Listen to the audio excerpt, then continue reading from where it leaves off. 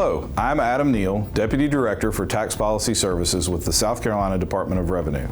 Thank you to the South Carolina Association of CPAs for giving us the opportunity to discuss some of the things that our policy group is doing that are new and important. First, let's talk about the resources that the department updates regularly and that tax professionals should be keeping tabs on.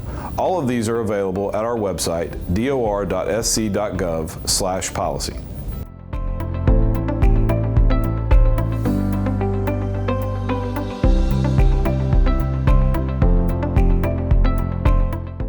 As you know, the department doesn't make the tax laws, we just enforce the laws that are passed by the General Assembly. Of course, there are hundreds of bills introduced every year, and it might be difficult to find information about any particular tax bill from the legislature's website. But the SCDOR maintains a webpage that tracks all tax-related current year legislation by tax type. From here, you can click on any of the bills listed to view the full text of the bill without having to search the legislature's website. In addition to keeping you up to date on legislation, we also want to make sure that you are aware of the new advisory opinions that our Tax Policy Services group is working on at any one time. As you may know, we routinely publish revenue rulings and revenue procedures while they are still in draft form for the purpose of soliciting comments and input from the public. These drafts are typically available on our website for 4 weeks, during which time you can offer comments to the SCDOR about the draft document. You will also have the opportunity to request an in-person meeting with us to discuss the document if you so choose. Once any of our advisory opinions have become final, they are published on this same page. We would love for you to sign up to receive email notices when we publish new advisory opinions and manuals. It's very easy. Just use the link on the Tax Policy Services page available at dor.sc.gov/policy. And if you want to subscribe to any of the SCDOR's newsletters, including the one for Tax Policy Services, visit dor.sc.gov/emails. The last part of our website that I want to point out is our Advisory Opinions Archive. Here we have published all advisory opinions and current policy manuals.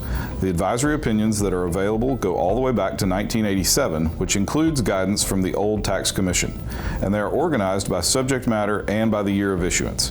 The department is currently working on a new website, which will likely launch in early 2025, and as part of that, we're enhancing the Advisory Opinion Archive to be searchable by keyword, which should make finding the guidance that you need much easier. But for now, you can search our full archive by category and year of issuance.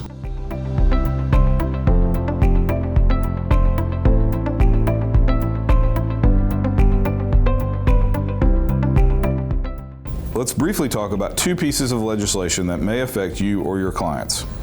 First, Act 169 amended the abandoned building credit to increase the maximum annual amount of the credit from $500,000 to $700,000 per abandoned building site.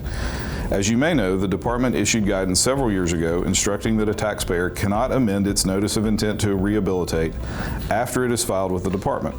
However, as a result of this amendment, if your client has filed a notice of intent but not yet placed the rehabilitated building into service, we will allow a one-time amendment to the notice through October 15, 2024 to allow people to take advantage of this amendment.